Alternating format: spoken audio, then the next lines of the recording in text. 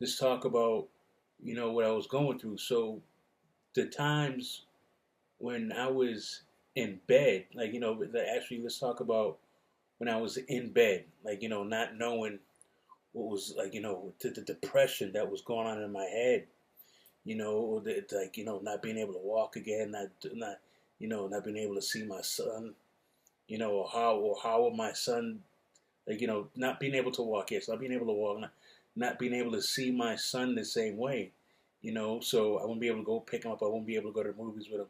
I wouldn't be able just to hang out with him. I'd be in the, either in a wheelchair or stuff like that. And I wouldn't be the dad I am now or the father I was before.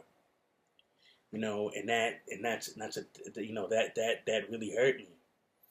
So the fact that I'm able to go to his football games and his lacrosse games, and then help him any way I can, and as he's learning and watching him grow, that's a beautiful thing. Because before, I didn't know if I was gonna be able to do that.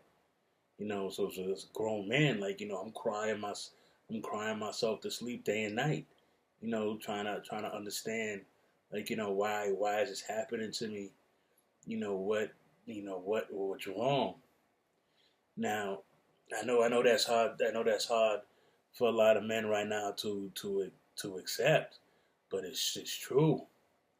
I mean, just emotions. Like who who's gonna talk about it? I mean, we talk about to our close friends, but really, it's they understand this, but I'm just sharing this because I know there's they gotta be more men out there who have this, or more people out there in general. But from a man's perspective, I know that there's not enough of us who have this, who come out and acknowledge and want to